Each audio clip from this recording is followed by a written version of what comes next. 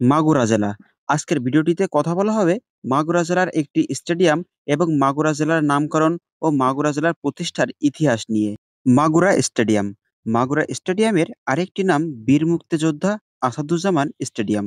বীর মুক্তিযোদ্ধা আসাদুজ্জামান স্টেডিয়াম, যার পূর্ব নাম মাগুরা স্টেডিয়াম, বাংলাদেশের দক্ষিণবঙ্গের মাগুরায় অবস্থিত একটি স্টেডিয়াম। এটি মাগুরা জেলা ক্রিকেট দল এবং মাগুরা জেলা ফুটবল দলের হোম গ্রাউন্ড।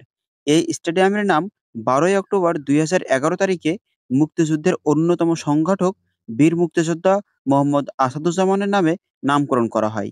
এই স্টেডিয়ামে বাংলাদেশের জাতীয় দিবস সমূহে কুচকাওয়াজ, শহীদ মুক্তিযোদ্ধা পরিবার ও বীর মুক্তিযোদ্ধাদের সংবর্ধনা দেয়া, জেলার বিভিন্ন ধরনের ক্রীড়া অনুষ্ঠান, বিশেষ করে ক্রিকেট, ফুটবল ছাড়াও অন্যান্য খেলা অনুষ্ঠিত হয়ে থাকে এই স্টেডিয়ামে। স্টেডিয়ামটির প্রাক্তন নাম মাগুরা স্টেডিয়াম। এর অবস্থান বাংলাদেশের দক্ষিণবঙ্গের খুলনা বিভাগের মাগুরা জেলাতে।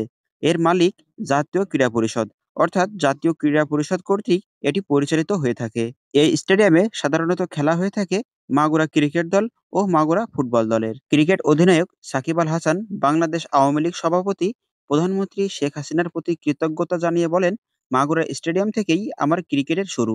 আবার সেখান থেকেই হলো রাজনীতির হাতেখড়ি। এজন্য আমি দেশরত্ন শেখ হাসিনার প্রতি কৃতজ্ঞ। এমনকি এই স্টেডিয়াম থেকেই প্রথমবারের মতো জনসম্মুখে ভাষণ দেন সাকিব আল হাসান। ১,০৪৮ বর্গ কিলোমিটার ক্ষেত্রফল বিশিষ্ট মাগুরা জেলার উত্তরে রাজবাড়ী জেলা, দক্ষিণে যশোর জেলা ও নড়াইল জেলা, পূর্বে ফরিদপুর জেলা, পশ্চিমে ঝিনাইদহ জেলা। বাংলাদেশের দক্ষিণ পশ্চিমাঞ্চলে এক সমৃদ্ধ জনপদের নাম মাগুরা। ১৭৮৬ সালে ব্রিটিশ আমলে বাংলা প্রদেশের প্রথম গঠিত জেলা যশোর। কিন্তু একজন জেলা কর্মকর্তার পক্ষে এই বৃহৎ আইন শৃঙ্খলা নিয়ন্ত্রণ ও প্রশাসনিক কাজ করা অসম্ভব হয়ে পড়ে। মূলত মগ জলদস্যুদের হাত থেকে এ জেলার উত্তরাঞ্চলের জনসাধারণকে রক্ষা করার জন্যই ১৮৪৫ সালে যশোর জেলার প্রথম মহকুমা করা হয় মাগুরাকে। মহকুমা গঠন করার পর প্রথম মহকুমা অফিসার হিসেবে আসেন মিস্টার ককবার্গ। মহকুমা হবার আগে মাগুরা অঞ্চল ভূষণা ও মোহাম্মদপুর নামেই সুবিখ্যাত ছিল। পাল রাজত্বের সময় এ অঞ্চলের উত্তর ও উত্তর-পূর্ব অংশ শ্রীপুর ও রাজাপুর নামেই পরিচিত ছিল।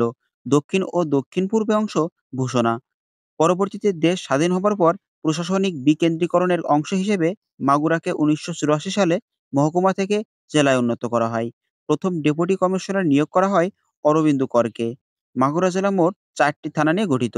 মাগুরা জেলার এই মাগুরা নামকরণের জন্য কিংবদন্তি থেকে জানা যায়, এককালে সুন্দরবনের কাছাকাছি এই অঞ্চলে মগ জলদস্যুদের দারুণ উৎপাত ছিল।